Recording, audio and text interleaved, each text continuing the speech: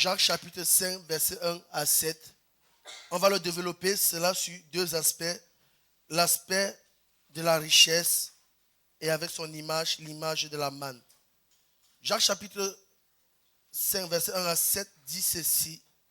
À vous maintenant riches, pleurez et gémissez à cause des malheurs qui viendront sur vous. Vos richesses sont pourries et vos vêtements sont rongés par les teignes. Votre or et votre argent sont rouillés et leur rouille s'élèvera en témoignage contre vous et dévorera vos chairs comme un feu. Vous avez amassé des trésors dans les derniers jours.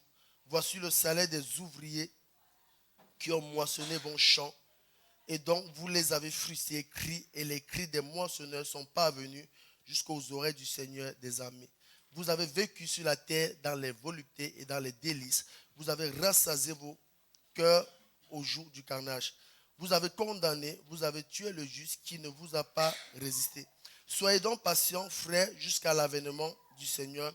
Voici le laboureur attend le précieux fruit de la terre, prenant patience à son égard, jusqu'à ce qu'il ait reçu les fruits de la première et de l'arrière-saison.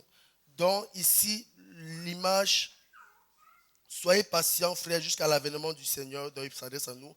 Voici le laboureur attend le précieux fruit de la terre. Ainsi le laboureur, c'est Dieu qui attend un précieux fruit de notre part. Et en passant, il dit, il prend patience envers nous, jusqu'à ce qu'il ait reçu, qu'on ait reçu la pluie de la première et de l'arrière-saison. Quand j'ai partagé sur ça la dernière fois, c'est des versets que quand on tombe dessus, on n'a pas envie d'y rester. Pourquoi? Parce que c'est un verset qui est amené à nous reprendre. Mais vous allez voir que dans la manière où, c'est amené à nous reprendre. À un moment, pour pouvoir soigner la blessure, chez nous, on mettait l'alcool à 90. Alcool à 90, désinfecter la blessure. Et la blessure, après, il guérissait. Et la particularité avec Dieu, c'est que de la manière où les gens venaient avec l'alcool, ce n'est pas comme ça que Dieu vient. Dieu vient avec douceur. Et on a dit, les premières richesses qui parlaient ici étaient quelles richesses? C'était d'abord les richesses matérielles, parce que dans Jacques 4,13, il est dit ceci. À vous maintenant qui dites aujourd'hui ou demain, nous irons dans telle ville, nous y passerons une année, nous trafiquerons et nous gagnerons. Donc il parle ici de la notion de faire des affaires, gagner. Il dit, quand il a parlé de ça, il dit, quand tu vas parler comme ça, dis, si Dieu le veut, j'irai à tel endroit, j'irai à telle ville, parce que aussi, la richesse aussi, dans la Bible, était reconnue comme quoi? Il dit, dans Néhémie 9, 25, il devint maître des villes de villes fortifiées, de terres fertiles. Il possédait des maisons remplies de toutes sortes de biens, des citernes creusées. Vous savez qu'en ce moment-là, il n'y avait pas le robinet à la maison, il fallait aller au puits. Et dans certains endroits, il n'y avait pas d'eau, il fallait que Dieu te bénisse pour qu'il puisse avoir de l'eau. Et dans ce contexte, on va voir qu'à un moment, dans le désert, il n'y avait pas de puits. C'est Dieu qui a donné l'eau pour que le peuple puisse se désaltérer et que le peuple puisse prendre soin de lui. Il dit, il y avait des vignes. Les vignes, c'est pour le vin. Des oliviers, c'est pour faire l'huile. Et des arbres fruitiers en abondance. Ils mangeaient, ils se rassasiaient, ils s'engraissaient et ils vécurent dans les délices par ta grande bonté. Donc, on voit ici que dans les richesses aussi, il y a la ville que Dieu te donne. Et pour certains qui ne savent pas, il y a des villes chez nous au Cameroun, il y a des villes au Cameroun où quand vous arrivez, c'est la sécheresse. Et les gens, pour s'en sortir, ils vont dans une ville où ça fait meilleur. Et on voit que quand Dieu va dire au peuple, Dieu va dire à son peuple, maintenant je vous fais quitter l'Égypte où il y avait l'esclavage, je vous emmène dans un pays où coule le lait et le miel. Mais avant d'arriver dans ce pays-là, il faudra que vous passiez par le désert. Et on va voir ça tout à l'heure. Il dit, dans ce pays-là, il y avait des maisons. Il dit, là-bas, même dans le désert, il a donné de l'eau. Dans certains endroits, il a donné le puits. Il a donné la vigne. Il a donné de l'huile. Il les a tout donné pour qu'ils soient prospères, pour qu'ils soient riches. Et maintenant, pour que vous puissiez mieux comprendre, je vais prendre toutes ces images-ci dans la manne. Qui sait ce que signifie la manne?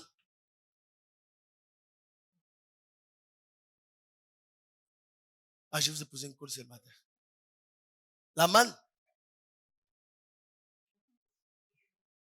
Oui, c'était la nourriture qui tombait du ciel. Mais c'est quoi sa signification? Il y a une personne qui a coupé court, elle a dit spirituel. La manne signifiait manou. Qu'est-ce que c'est? Quand ils sont arrivés dans le désert, c'était pour la première fois. C'est pour la première fois qu'ils voyaient la manne. Ils n'avaient jamais vu la manne. Et la Bible me dit que Dieu vous a nourri d'une manne que n'avaient pas connu vos pères. Et que vous-même, vous n'aviez pas connu. Et maintenant, donc, la manne avait pour but de pouvoir nourrir le peuple physiquement. Mais la manne aussi avait une puissance spirituelle. La manne avait une puissance spirituelle. C'est ça qu'on va développer avant que vous allez pouvoir comprendre pourquoi Dieu va dire, maintenant je vous ai donné des richesses et maintenant ces mêmes richesses que je vous ai données, elles sont devenues des richesses pourries. Premier, on dit, la manne signifie qu'est-ce que c'est? On ne connaît pas. Et comme on ne connaît pas, c'est Dieu qui nous répond. Dieu dit, dans Deutéronome, parlant du désert où les avait amenés, il dit dans Deutéronome 8.2, Dieu dit ceci, souviens-toi de tout le chemin que l'Éternel, ton Dieu, t'a fait faire pendant ces 40 années dans le désert. Il dit maintenant, dans la notion de la manne, il dit que la manne était le symbole de Dieu est avec vous. La manne est d'abord le symbole de Dieu est avec toi. Et dans maintenant cette notion, quand ils sont passés au désert, ils ne passaient pas au désert pour s'arrêter, ils avaient un point final. Et le point final, c'était où? C'était Canaan, la terre promise, qui aujourd'hui est devenue Jérusalem. Donc, ils étaient censés partir à la terre promise, mais en attendant, comme on a vu ça une fois ici, on dit maintenant que Dieu va les faire passer par des obstacles. Et c'était quoi le but des obstacles de Dieu? C'est là où maintenant j'ai marqué que la manne aussi est symbole de la foi éprouvée. Il dit, Deutéronome 8.3, afin de t'humilier, de t'éprouver, pour savoir quelles étaient les dispositions de ton cœur, et si tu garderais ou non ses commandements.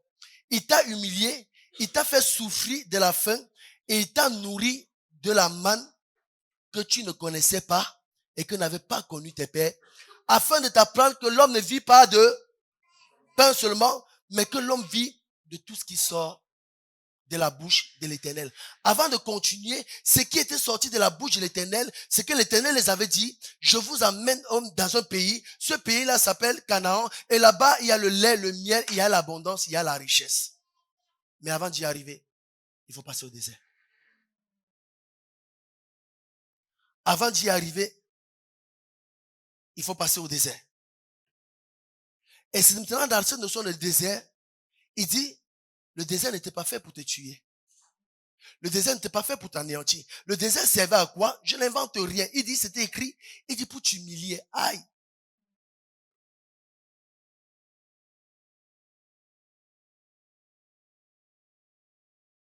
S'il y a un cadeau que j'ai envie de donner à mon enfant, c'est pas l'humiliation. On est d'accord ou pas? Mais je vais revenir dessus. Et je vais quand même le dire, mais après je vais revenir. Je veux mieux dire 2 fois qu'une fois. Quand Dieu humilie, ça veut dire que devant le monde, il nous humilie. On est d'accord? Mais c'est pourtant que ça change notre valeur. C'est ça maintenant le problème de beaucoup d'entre nous. Que quand au travail, on nous humilie. Quand dans la famille, on nous humilie. Quand quelque part, on nous humilie. On commence à pleurer. Il dit, voilà ce que je te disais. Tu ne reconnais pas encore ta valeur et ton identité en Jésus. Maintenant, comme on t'humilie, tu te mets à pleurer. Comme si ta valeur dépendait du fait qu'on a dit que tu es moche. Je fais ma parenthèse, pardon. Comme si ta valeur dépendait du fait qu'on a dit que tu es noir. Comme si ta valeur dépendait du fait qu'on a dit que tu ne vas pas y arriver. Comme si ta valeur dépendait du fait qu'on a dit que tu ne seras pas. Il dit, tu vois, je t'amène dans un désert.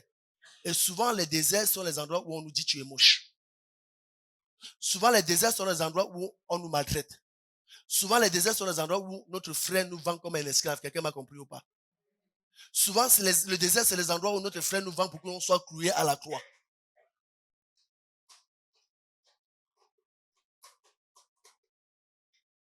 Et c'est là où maintenant, on dit que par ces moments-là, plus on nous humilie, plus on nous trouble, et plus on trouve notre force en Dieu. Plus on trouve notre courage en Dieu. Et ainsi maintenant, Dieu, dans la formation qu'il nous donne pour que nous soyons les papas responsables que nous serons demain, ou les mamans responsables que nous serons demain, ou les directeurs responsables que nous serons demain, il nous fait passer par un moment où il nous dépouille de l'attente qu'on fait des hommes pour nous amener à l'attente à lui. Ça va, vous avez compris ou pas? Et ainsi maintenant, remarquez que les personnes qui ont été le plus totalement dépouillées ont été dépouillées souvent par les personnes qu'ils aimaient plus. Aïe. Qui a vendu Jésus? Avant Judas, il y avait quelqu'un d'autre. Hein? C'est les grands prêtres. Ce n'est pas les Romains qui ont vendu Jésus. Hein? C'est ses frères les Juifs. Dieu aurait pu permettre que ce soit les Romains. La première année qu'on lui a mis dans les mains il est passé dans les mains des rois, tout ça. Mais Dieu a permis que ce soit la personne qui l'aime pour voir aussi sa capacité de reconnaître que ma valeur ne dépend pas de vous. Ma valeur dépend de Dieu. Ma valeur ne dépend pas de ma famille. Ma valeur dépend de Dieu. Ah, mon père m'a dit qu'il ne m'aimait pas. Il dit, papa, tu étais quel instrument, hein? Ah, quelqu'un ne m'a pas compris. Tu devais dire amen. Papa, tu n'es que l'instrument. Sinon, le vrai propriétaire de moi-même, il est là-haut.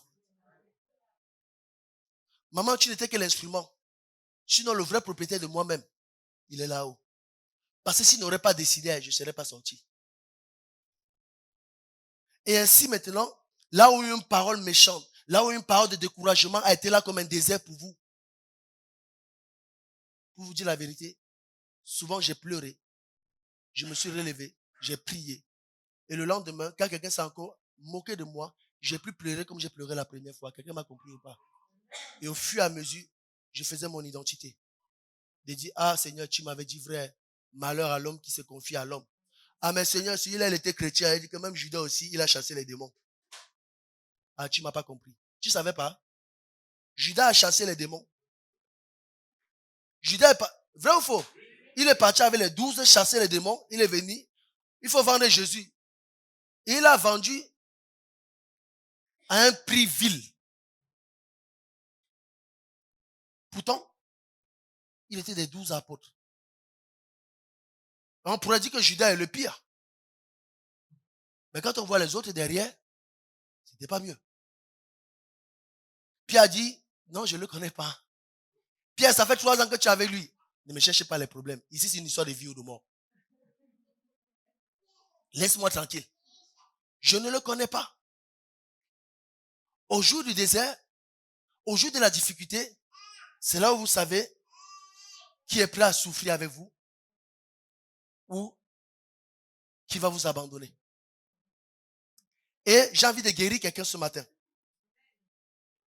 Vraiment, j'ai envie de guérir quelqu'un ce matin. Et à un moment, Jésus a donné une parole que beaucoup n'ont pas compris. On est venu dire, Jésus, voici ton père et ta mère et tes frères te cherchent. Et ils ont dit, vous ne le savez pas. Hein. Il dit, gardez-vous. Parce que mon père et ma mère, c'est ceux qui font la volonté de Dieu avec moi. Est-ce que ça veut dire que renie ton père et ta mère? Il dit que non. Il dit que mais tous ne font pas la volonté de Dieu avec toi. Quelqu'un a compris ma parabole ou pas? Et souvent, on a en voulu quelqu'un. On a haï quelqu'un. Il dit pourquoi? C'était mon frère.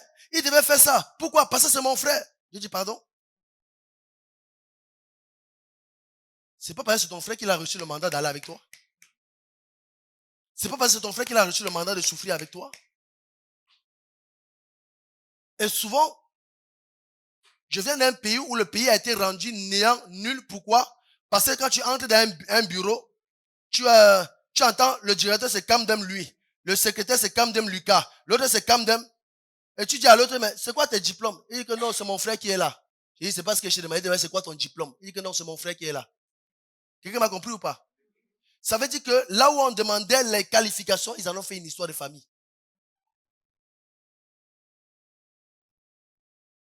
Et ainsi maintenant, leur affaire est tombée à l'eau. Pourquoi? Parce qu'ils ont laissé la bonne personne. Parce qu'ils ont dit que non, la bonne personne n'est pas de ma famille. Mais la bonne personne, ce n'est pas d'abord celui qui est de ta famille. Je n'ai pas dit il ne peut pas venir de ta famille. Ce n'est pas d'abord. C'est celui que Dieu te donne. La bonne personne, c'est celui que Dieu te donne. Et je vais continuer, je vais finir avec ça, sur la partie du désert, et on va continuer. Et une fois, j'enseignais ça, c'était juste sur une table.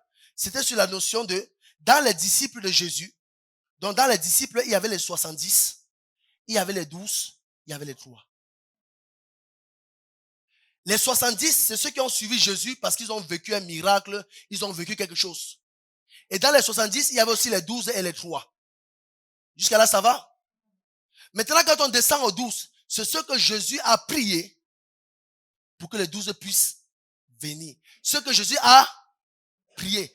Les 70, c'est parce que Jésus les a touchés. Donc, c'est les personnes qui viennent parce qu'ils sont bénis. Donc, les personnes qui viennent parce que vous les avez apporté quelque chose. Et souvent, on dit, comme je l'ai apporté quelque chose, lui aussi devait m'apporter quelque chose. Faux.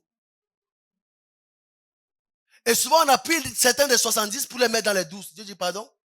Ceux des 12, il faut prier pour les 12. Vous savez que les gens qui seront dans ton intimité pour travailler. Et maintenant, il y a ceux des 3. Remarquez que eux, jamais on a dit comment on les appelle. Ben, ceux-là, c'est Dieu qui t'envoie. Ceux-là, c'est Dieu qui t'envoie et dit que voilà la personne avec qui tu vas marcher. Pourquoi? Parce que lui aussi, sur sa vie, il a reçu le même appel que toi. Il a reçu la même direction que toi. Et je donne juste cette image encore, et pour fermer cette parenthèse. Et dans l'église, il y a beaucoup de femmes, mais tous ne sont pas ton aide semblable. Ça va, je me suis bien expliqué? Il y a beaucoup, tous s'appellent femmes, mais tous ne sont pas ton aide semblable. Donc, au milieu de toutes les femmes, il y a... Non, je ne crois pas à la polygamie, moi. Un jour, j'ai dit à ma femme, j'ai dit que mon père, il a 2 femmes. Et dit, quand je vais rentrer au pays, peut-être que je vais prendre ta épouse, elle va faire ton ménage. Ma femme m'a dit, quand tu vas aller là-bas, tu restes une fois. Donc, c'est une blague. Hein. Je ne crois pas à la polygamie. Et la Bible est contre la polygamie, parce que ça mène plus le bataille, les désordres que plus autre chose. Et l'ancienne alliance reste dans l'ancienne alliance. On est dans la nouvelle alliance. Et ainsi, maintenant, il y a le groupe de les 3 personnes.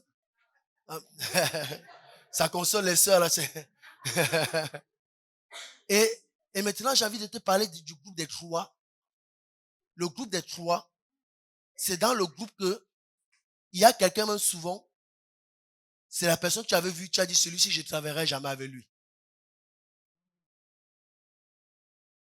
Ah, tu dis pas amen. Hein? Vous savez pourquoi? Parce que dans la vie, pour fonctionner ensemble, c'est souvent les complémentaires qui s'attirent. C'est souvent celui qui est opposé à vous. Et qui voudra vous dire, je ne vois pas comme ça. Et un vrai ami, c'est celui qui s'est dit, je ne vois pas comme toi. Maintenant, asseyons-nous et parlons. Et j'ai un ami avec eux la plus sincère au monde. C'est ma femme. Amen. Et je bénis Dieu parce que ma femme est différente de moi. Moi, je suis le fonceur, elle est la calme. Elle voit là où je ne vois pas. Et souvent maintenant, c'est elle qui me parle, dit que tu as pensé à ça, ça, ça, ça. Mais si tu as pensé à ça après, et souvent ça mange mon orgueil d'homme. Elle dit, ah Seigneur, ah la femme là, tu m'as dit, c'est une bénédiction. Hein? Mais pourquoi c'est toujours elle qui a raison? Et je vous avoue, souvent j'ai du mal à accepter. Mais l'ami que Dieu vous donne, et comme je disais ici, celui que Dieu vous donne en compagnon, il dit, ce n'est pas d'abord ce que tu veux, mais c'est la personne dont tu as besoin. C'est la personne dont tu as besoin. Et voilà pourquoi, dans les moments de désert, Dieu ne t'envoie pas n'importe qui.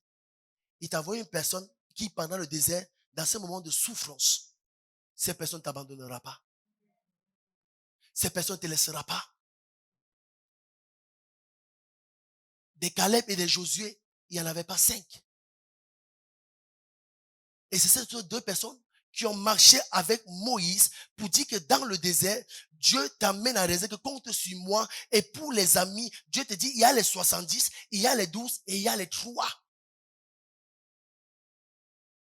Les 12, c'est pour ceux que tu as prié, ils sont venus parce que Dieu les a envoyés. Mais les 3, il dit ceux que je te donne, avec qui tu vas marcher, parce que eux aussi, j'ai mis sur eux d'accomplir l'œuvre pour laquelle j'ai appelé mon peuple. Et remarquez que quand maintenant Moïse va partir, il donne le bâton à qui?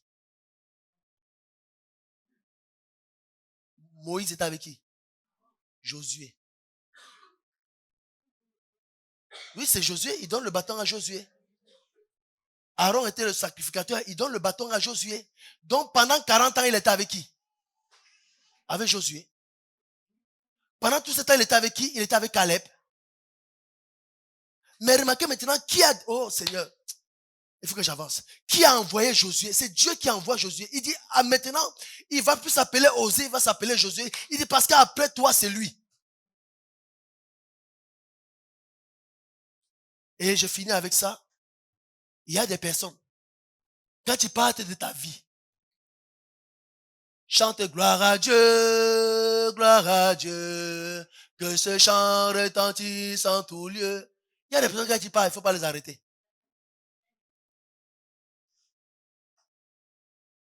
Parce que les amis pour une vie, vous n'avez pas besoin de les voir tous les jours. Le jour que vous les voyez, il dit, Dieu m'avait dit que tu viens. Mais les amis pour une saison, c'est comme les disciples. Vous en avez-vous beaucoup vu des disciples cités dans la Bible? Non. Vous avez vu beaucoup des apôtres cités dans la Bible? Il n'y a même pas 6 qui sont cités. Mais les intimes, il y en a combien qui sont cités? Les 3. Quelqu'un m'a compris ou pas? On peut continuer, ça va? Il y a des gens qui sont censés être les disciples, les amis d'une saison. Il y a des gens qui sont censés être les 12. Vous savez que vous arrivez dans une église, vous allez travailler avec eux. Après, vous allez partir. Mais il y en a les 3. Qu'importe où vous allez aller, vous allez toujours les croiser. Et dans les 3, il y a souvent votre épouse ou votre époux. Parce que celui-là, il faut qu'il aille dans la même direction que vous. Et on en parle encore, je veux juste mettre quelque chose. Récemment, j'ai regardé quelque chose, on parlait il y a une femme qui s'est levée, elle dit, je me soumettrai à un homme quand celui-ci va m'aimer. Et il y a une autre femme qui lui a répondu, elle dit, madame, jamais le mariage ne serait parfait. Et à la fin de sa conversation, elle dit, vous savez, les maisons qui ont été gâtées, c'est les maisons où il y avait 2 capitaines dans le bateau.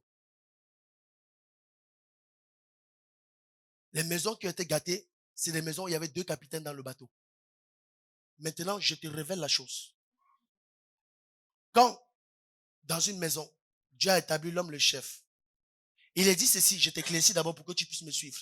Il dit que de même que Dieu est le chef de Christ, Christ est le chef de l'église et l'homme est le chef de la... Et maintenant, de même que la femme est soumise au mari, le mari est soumis à Christ et Christ est soumis à Dieu. Imaginez maintenant que quelqu'un vient gâter quelque chose. Qu'est-ce qui se passe? Il y a désaccord, il y a échec. Si c'est l'homme qui gâte, il y a désaccord, il y a échec. Si c'est la femme qui gâte, il y a désaccord, il y a échec. C'est une loi divine. Pourquoi? Voilà pourquoi même Jésus va dire, Seigneur, non pas ce que je veux, mais ce que toi tu veux. Pourquoi? Parce que je te suis soumis à ce que tu as déjà écrit. Vrai ou faux? Donc ça veut dire que maintenant, moi en tant que l'homme, si je veux réussir, que ma femme réussisse, il faut que j'entre dans ce qui est déjà.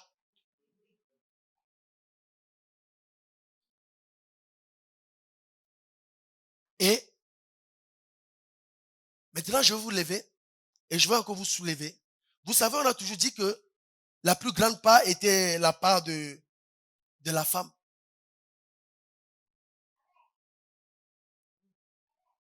Oui, non? Mais maintenant, dites-moi la vérité. Non, il faut que j'enseigne. Maintenant, entre Jésus et le Saint-Esprit, qui avait la plus grande part?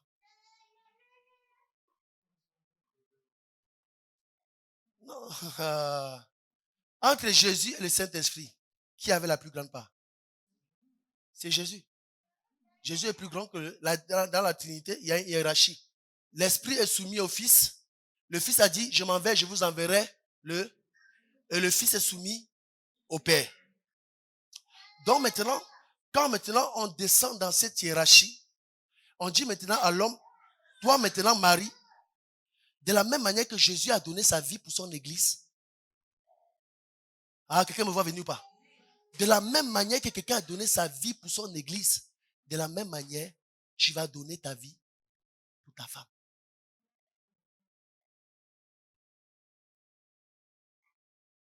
Et remarquez, à chaque fois qu'un homme de Dieu a échoué, je commence par Adam, c'est le moment où il a laissé sa femme seul avec le diable. Vous n'êtes pas au courant qu'Adam était là? Adam était là. Et le serpent n'était pas censé se retrouver au jardin. C'était un animal de dehors. Et il est entré. Et le moment où il entre, quand il a séduit la femme, l'homme était là. Maintenant, je vais vous prouver que bibliquement, c'est vrai.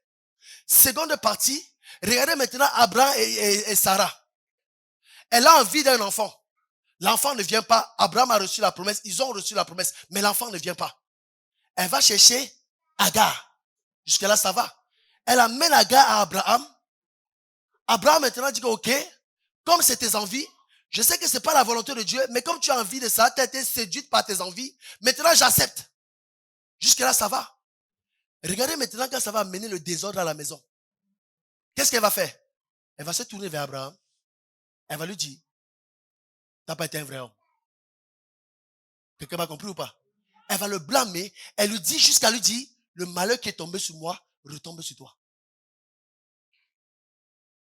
Il dit, mais c'est toi qui l'as amené. Il dit, non, Wilson, tu n'as pas compris. C'est mon désir qui voulait un enfant.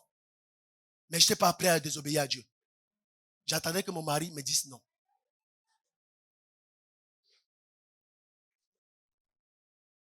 J'attendais que mon mari me dise. Et il a dit oui. Parce qu'il voulait combler mon désir. Et c'est là où le combat devient plus difficile. Pourquoi? Parce que maintenant, il faut que nous deux, nous soyons soumis l'un à l'autre. Mais quand je me soumets à mon épouse, ce n'est pas d'abord à mon épouse que je me soumets, c'est à Dieu en elle. Quand mon épouse se soumet à moi, ce n'est pas à moi qu'elle se soumet. C'est là où le monde nous a menti. Mais c'est à Dieu en moi. Et le jour que je fais mal, mon épouse s'arrête et dit que chérie, je suis plus avec toi. Quelqu'un m'a compris pas? Et le jour qu'elle fait mal, elle dit que chérie, je ne suis plus. Et là maintenant, quand on marche sur la loi établie par Dieu, alors notre couple ne peut que réussir. Parce qu'il ne serait pas dit que le couple ne tombera pas. Mais comme on aurait désiré marcher selon le plan et la volonté de Dieu, la sincérité de notre cœur va nous sauver. La sincérité de notre cœur va nous amener à pouvoir échapper au trait enflammé de l'ennemi. Maintenant, que faire? Quand maintenant, moi, je suis sur le plan de Dieu et que mon époux ou mon épouse n'est pas. Souvent, tu as l'impression de vivre le... Vous savez, en français, on dit la goutte d'eau qui déborde le... Et souvent, vous avez l'impression que plus vous priez, plus c'est la goutte d'eau. Et là, Dieu nous donne l'exemple de David et Saül. Pour ceux qui ne connaissent pas l'histoire de David et Saül, Saül, le roi que Dieu a établi, et le roi, il fait n'importe quoi, mais vraiment n'importe quoi. Et je te dis une exagération. Et à un moment, ce roi va aller jusqu'à tuer les prophètes de Dieu. Toujours dans sa désobéissance. Et maintenant, il se rend compte que, comme il est dans la désobéissance de Dieu, Dieu l'enlève la royauté et lui donne le plus jeune qui s'appelle David. Et maintenant, quand maintenant David, lui, entre pleinement dans la royauté, quand ils vont en guerre, pendant que Saül tue 1000, David tue 10 000. Il commence à devenir jaloux. Pendant que David fait des exploits, lui, sa vie ne fait que sombrer, il commence à devenir jaloux. Et à un moment, il commence à vouloir tuer David. Celui sur qui vous êtes soumis, au lieu de vous bénir, au lieu d'être dans la même direction que vous, au contraire, il se laisse utiliser par le diable. Et il est en train de faire des choses qui vous détruisent. puisque qui ne vous relève. Et dans cette situation-ci, les coupeurs courent, on dit, prends tes affaires, tu pars.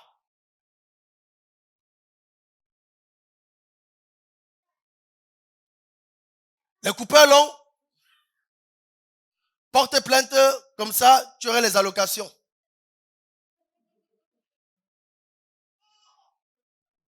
Les coupeurs spirituels, t'avais qu'à écouter la voix de Dieu. Mais il y a des situations, on est comme David. On a écouté la voix de Dieu. On n'a rien fait pour mériter ça. Mais c'est là. Et maintenant, quelle va être la réaction de David? David va dire à la personne, qu'importe ce que tu vas me faire, moi je vais te bénir.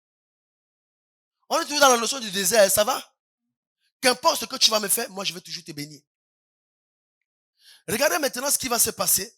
Et à un moment, Dieu va permettre que le roi Saül soit devant David. Sommeil profond fait par Dieu. Et maintenant, le gars à côté lui dit, tue-le. Parce qu'il est venu pour te tuer, maintenant Dieu te le livre. Tue-le. Et David regarde, il dit, Dieu me l'a livré. Mais j'ai un souci. C'est quoi le souci? Il était loin de l'Éternel. Tue-le. Tue-le. Ça ne vient pas? Le commandement. Le commandement. Tu ne tueras point. Tu ne tueras point. Et maintenant, pourquoi il dit c'est loin de l'Éternel? Il dit, lui, moi j'avais le droit de tuer un ennemi, mais je ne peux pas tuer celui qui est de l'Éternel. Il avait le droit de tuer un ennemi dans la bataille. La première année qu'on a que David a tué les 10 000, Saül a tué les 1000. Donc dans la bataille, il pouvait tuer les 10 000. Mais il dit, ici, ce n'est pas un étranger. C'est un nom de l'Éternel. C'est un enfant de Dieu. Et malgré que il a dérapé, moi, je lui accorde la grâce. Regardez ce qui va se passer. Et je vais finir avec ça. Regardez ce qui va se passer. David aussi maintenant à son tour va faire une erreur similaire qui méritait la mort, qui méritait d'être tué. Et maintenant son fils Absalom va se lever, il va courir après son père. Et là où son père voulait faire grâce à Absalom, lui il a voulu se venger. Et des deux, qui est mort? Et des deux, qui avait tort? C'était David. Ainsi maintenant, la première chose, Dieu dit, le bonheur que tu aurais placé dans la vie de quelqu'un, je le placerai dans ta vie. La grâce que tu aurais placée dans la vie de quelqu'un, je le placerai dans ta vie. La miséricorde que tu aurais placée dans la vie de quelqu'un, je le placerai dans ta vie. Ne te venge pas. Ne te venge pas. Parce que celui qui se venge, ce n'est pas son ennemi qui meurt, c'est lui-même qui meurt. Ne te venge pas. Qu'importe le mal qu'on t'a fait, ne te venge pas.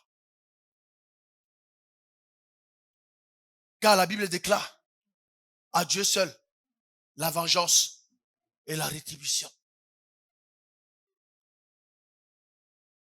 Alors pour dire, dans les pleurs, dans les cris, dans les lamentations, attends le temps de Dieu. Passez à son temps. David est parti. En son temps, Jésus a pu se livrer aux Israélites pour qu'ils puissent faire envers lui ce que Dieu avait déjà écrit. Et à un moment, il va le dire. Il dit, maintenant, votre temps est arrivé. Mais avant, ce n'était pas votre temps. Il fallait que je reste et que j'attende. Et j'ai envie de dire à quelqu'un, ne bouscule pas le temps de Dieu. Même si tu souffres, ne bouscule pas le temps de Dieu. Pourquoi? Parce que dans la souffrance, Dieu dit, il y a une bénédiction qui en sort.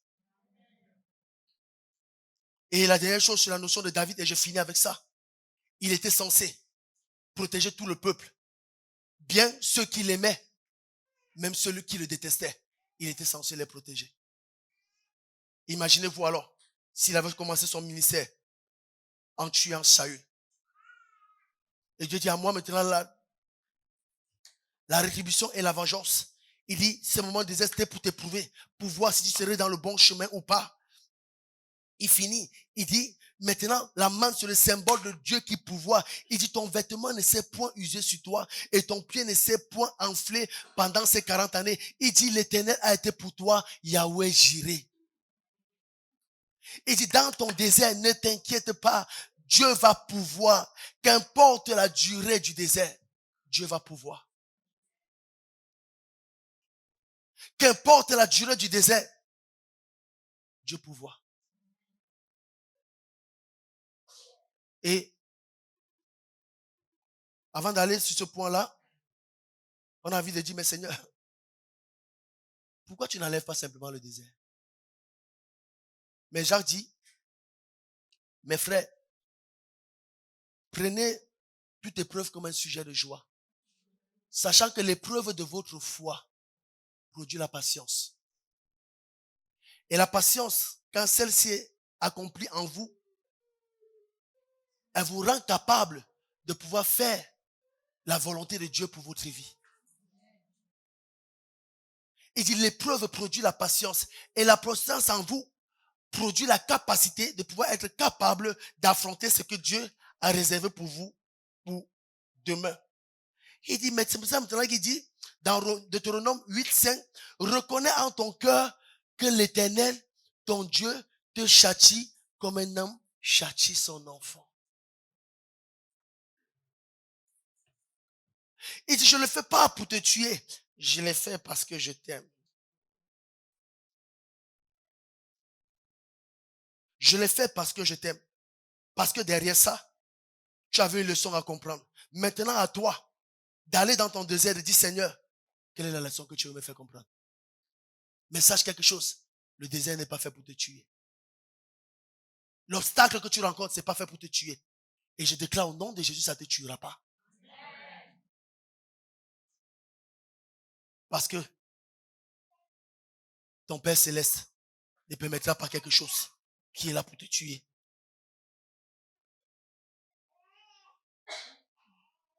Il dit, mais Seigneur, pourquoi alors maintenant, tout ce que tu les as donné, le pain, l'eau, la nourriture, tout ce dont ils avaient besoin, pourquoi tout ce que tu les as donné et ça est arrivé à devenir quelque chose de pourri? Je lis ce que j'ai écrit, parce que je ne saurais pas le dire aussi bien que je l'ai écrit. Il dit, car la manne était la même.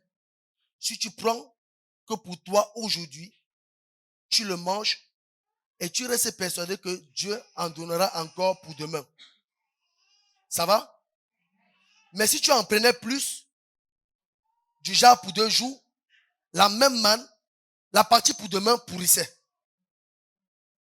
Alors que le 6e jour, quand tu en prenais pour 2 jours, la même manne, la partie pour le lendemain ne pourrissait pas.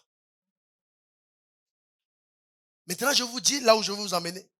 Ça veut dire que la même ville que Dieu t'a placé pour dire c'est ta ville de bénédiction. Le même terrain que Dieu t'a placé pour dire c'est ton terrain de bénédiction. La même épouse, le même époux pour dire que c'est l'époux de bénédiction. Comment ça en devient un époux ou une épouse pourrie ou une ville pourrie?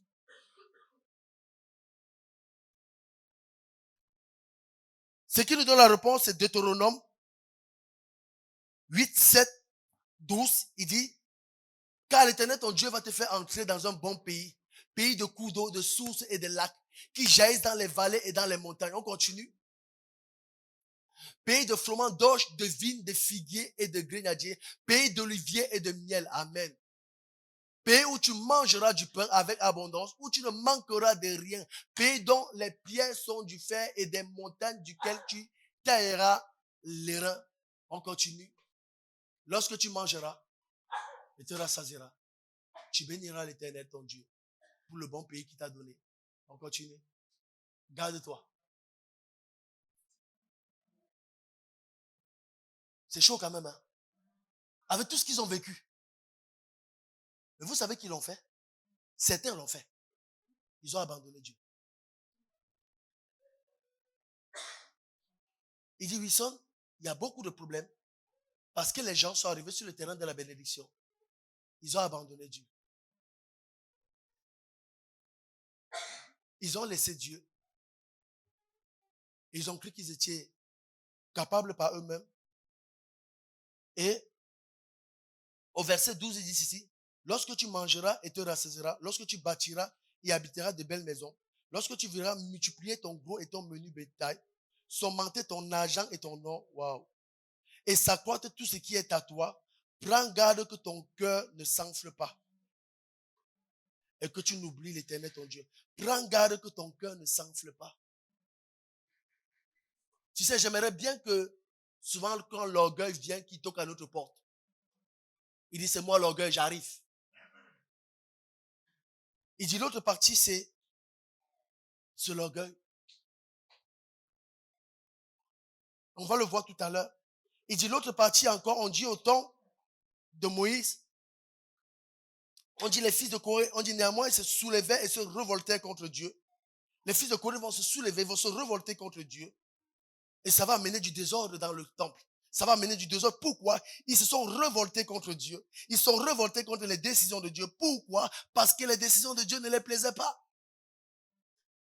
Ainsi en est-il d'un homme qui, dans sa maison ou dans son foyer, se révolte contre les décisions de Dieu. Inconsciemment, il fait périr toute sa famille.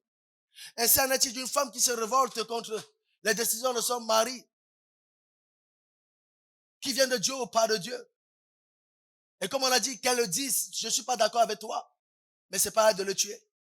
Ça va, on s'est compris ou pas? C'est pas à de le tuer, c'est à Dieu de...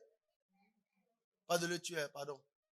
Pas Dieu, le pasteur a dit, maintenant je vais prier pour que Dieu... C'est à Dieu de faire la vengeance, ce n'est pas à nous.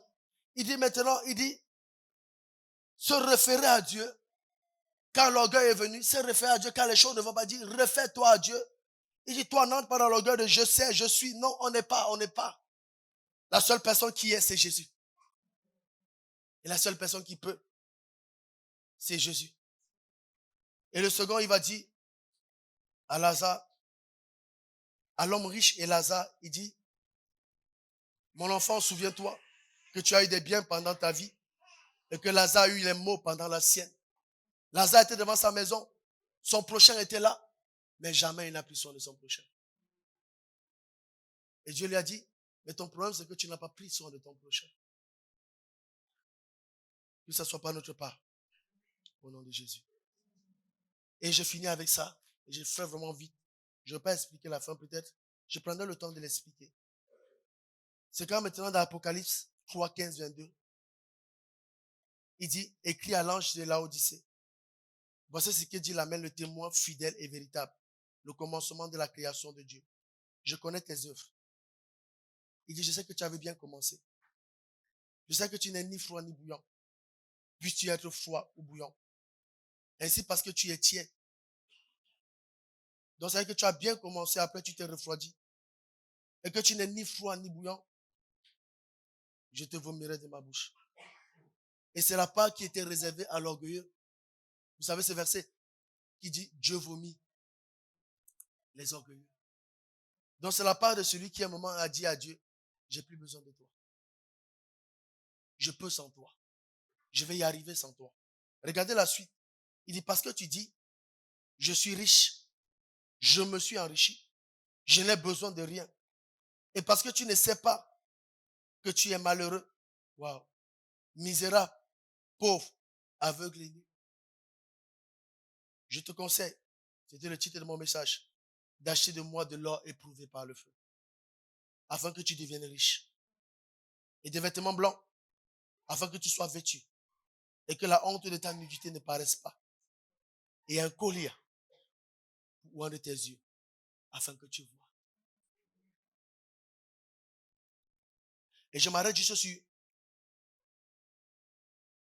parce que tu dis je suis riche, je me suis enrichi et je n'ai besoin de rien. Et parce que tu ne sais pas que tu es malheureux au fait. Et le psalmiste pouvait dire, Seigneur, sonde-moi et connais mon cœur. Regarde si je suis sur une mauvaise voie. Et chacun d'entre nous peut se le dire ce matin. Seigneur, sonde-moi et connais mon cœur. Et regarde si je suis sur une mauvaise voie. Parce que la voix de l'orgueil, comme on l'a dit, ne toque pas à la porte. La voix de l'abandon du prochain ne toque pas à la porte. La voix de Seigneur, je n'ai pas besoin de toi, ça ne toque pas à la porte. Et c'est là où maintenant, il dit, je te conseille d'acheter de moi l'or éprouvé. Et l'or éprouvé, ça nous ramène à ce qu'on a partagé tout à l'heure. Il dit, accepte de moi que pour être épuré, tu dois passer par le four. Tu dois passer par la souffrance. Aïe. Seigneur, j'aurais aimé que tu m'épargnes ça. J'aurais aimé que tu m'épargnes ça. Mais pourquoi c'est ça maintenant? Il dit, oui, je ne le dis pas pour le dire. Je ne le dis pas pour le dire. Il dit pourquoi? Parce que quelqu'un a besoin de réussir dans ses entreprises, mais il ne peut pas réussir dans ses entreprises tant qu'il ne médite pas la parole de Dieu jour et nuit et ne met en pratique ce qui est écrit. Pourquoi? Parce que le cours de ta vie est déjà écrit. Mais il y a ton adversaire, le diable, qui rôde. Comme un lion rugissant, cherchant à te dévorer, cherchant à te tuer, cherchant à te ruiner. Et Dieu dit maintenant, il dit, le chemin pour la perdition est facile. Personne n'acceptera souffrir, tu n'accepteras pas souffrir. Il dit, mais par contre, le chemin qui mène au salut est étroit, resserré. C'est pas un chemin confortable. C'est pas un chemin paisible. Mais pour y passer, on passe par la foi. On passe par la foi. Ainsi maintenant, toute notre prédication prend tout son sens. Pourquoi? Parce que Jésus est pour nous la manne dont nous avons besoin. Ce pain qui vient du ciel pour dire maintenant c'est de la manne dont tu as besoin. Ce que tu as pour aujourd'hui, bénis Dieu et prie notre Père qui est aux cieux. Que ton nom soit sanctifié, que ton règne vienne. Donne-nous aujourd'hui le pain de demain. D'aujourd'hui. Et dit pourquoi à chaque jour suffit sa peine. Et les problèmes de demain, laisse-les à demain. Nous, on est les champions du porter problème demain. Porte déjà ceux d'aujourd'hui, tu verras déjà que tu es déjà épuisé à toi-même. Et ne porte pas ceux de demain, ils vont t'épuiser. Remets ceux de demain à Dieu. Il dit, tu as prié. En plus, la prière, tu la connais. Notre Père, donne-nous le pain d'aujourd'hui. Pardonne-nous nos offenses, comme nous pardonnons aussi à ceux qui nous ont offensés.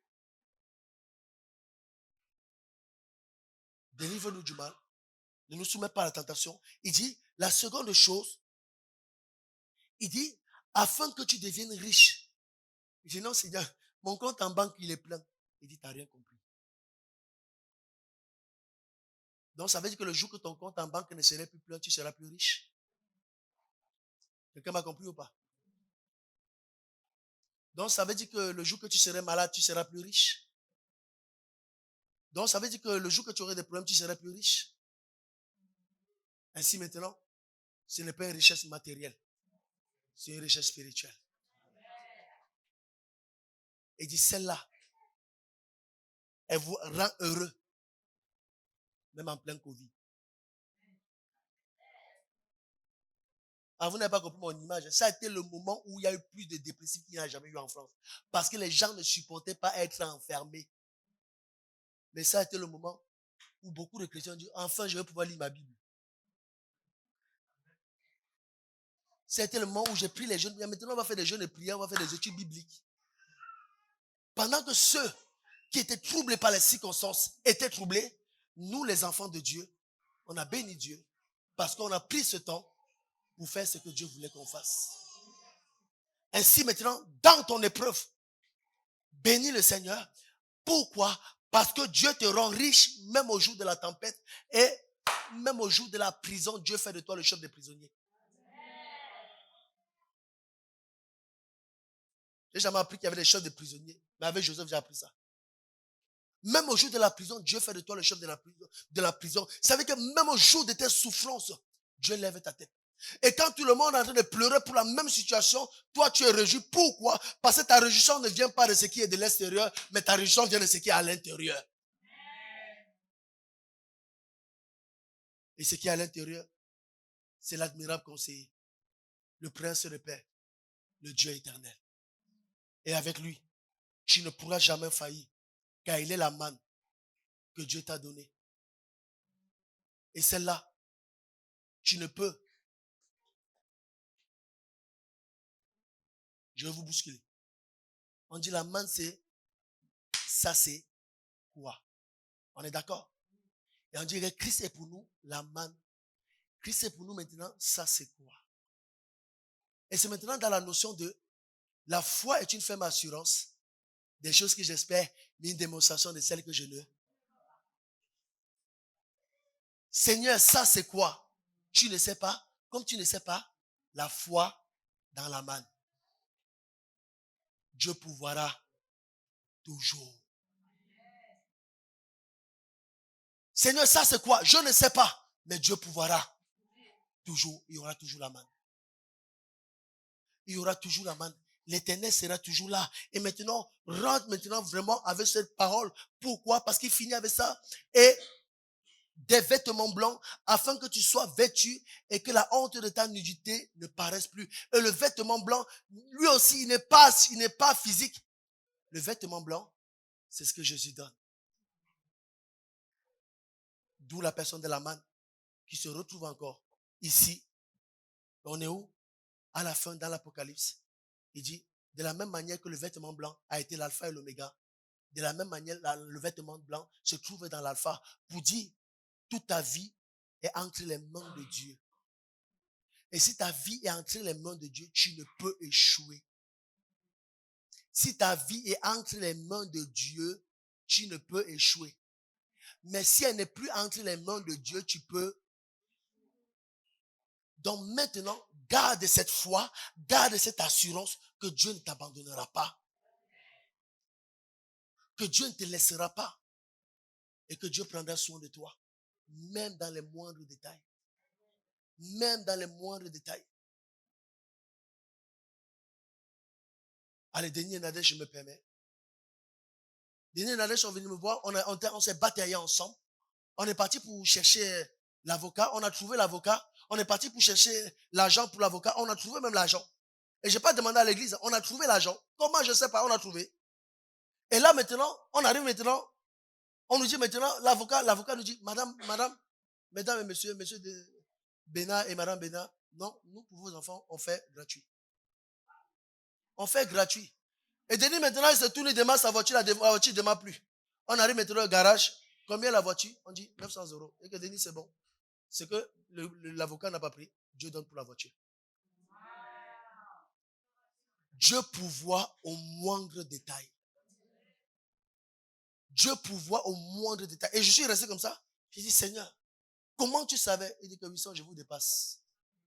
Mais c'est vous souvent, vous croyez que je suis à votre niveau.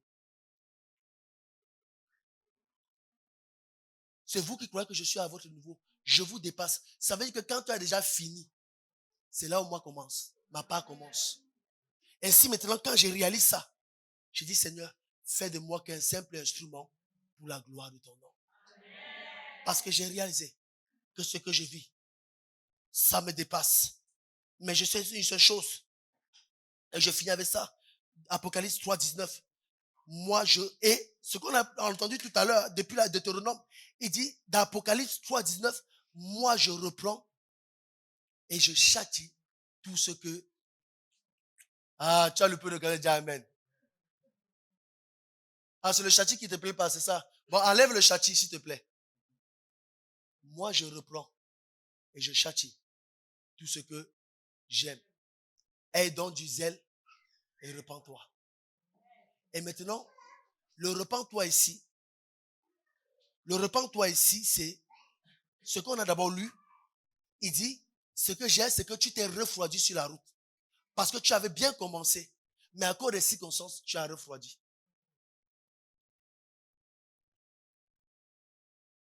Il dit maintenant, repens-toi et reviens dans ce que toi et moi, on a commencé. Et à un moment, juste après, il dit, ranime le feu du premier amour. Reboussa. Ranime le feu de ton premier amour. Il dit, pourquoi? Parce que moi, je travaillais avec le feu de ton premier amour. Moi, je ne travaillais pas avec le feu de tes inquiétudes. Je ne travaille pas avec le feu de tes doutes. Je ne travaille pas avec le feu de tes peurs. Je ne travaille pas avec le feu de tes abandons. Mais je travaille avec le feu de ta foi. Qui croit que l'Éternel est capable de m'amener jusqu'à l'Apocalypse. Parce qu'il est l'alpha. Il est l'oméga. Au nom de Jésus. Amen. On va prier. Seigneur, je te rends grâce, Seigneur mon Dieu, parce que devant ta parole, tu nous rends petits. Devant ta parole, tu réalises, Seigneur mon Dieu, que même de la prêcher, c'est un privilège. Parce que, Seigneur mon Dieu, il y a beaucoup de choses, Seigneur mon Dieu. Je l'enseigne à l'église, mais c'est toi qui me l'as enseigné. Ainsi maintenant, Seigneur, je ne peux pas me voir au-dessus d'eux parce que, Seigneur mon Dieu, je suis avec eux. Et je suis que l'instrument que tu utilises. Et je veux, Seigneur mon Dieu, par cette prière, que chacun d'entre nous ici, Seigneur mon Dieu, puisse réaliser qu'il est un instrument que tu veux utiliser. Qui n'est pas, Seigneur mon Dieu, l'erreur, Seigneur mon Dieu, de ses parents. Qui n'est pas l'erreur de sa mère. Qui n'est pas l'erreur de la vie. Mais qu'il ait un plan parfait de ta volonté. Et que tu ne l'as pas, Seigneur mon Dieu, fait pour échouer, ni pour douter, ni pour avoir peur, ni pour s'éloigner de toi. Mais que tu l'as fait, Seigneur mon Dieu, pour pouvoir, Seigneur mon Dieu, vivre, Seigneur mon Dieu, Jésus en lui, la véritable manne. Cette manne qui attestait que Dieu est là. Ainsi, Seigneur mon Dieu, Jésus atteste que Dieu est là. Parce que son nom, c'est Emmanuel. Dieu est avec vous. Cette manne qui atteste, Seigneur mon Dieu, que Dieu est celui qui éprouve notre foi. Qui permet que nous puissions passer par des moments difficiles, non pas pour nous tuer, mais pour nous amener à grandir dans notre foi et à apprendre à lui faire confiance. Cette foi, c'est mon Dieu qui nous amène à réaliser, c'est mon Dieu, que tu es le Dieu qui pourvoit. Ainsi, Jésus nous a dit, je serai avec vous tous les jours. Je ne vous abandonnerai pas. Je ne vous laisserai pas tant que je n'ai pas accompli ce que j'ai dit. Et cette foi qui nous amène, cette manne qui nous amène encore à réaliser que tu nous aimes. Que tu nous aimes. Et la dernière dimension que tu veux dire à quelqu'un, c'est celle-ci. La même manne peut être la bonne manne et la même manne peut être la même manne, la manne pourrie. Alors, Dieu te dit, enlève de ta vie la manne pourrie. Enlève de ta vie l'orgueil. Enlève de ta vie le mépris. Enlève de ta vie de croire que tu peux sans Dieu. Enlève de ta vie de croire que tu seras sans Dieu. Parce que nul ni personne ne peut sans Dieu.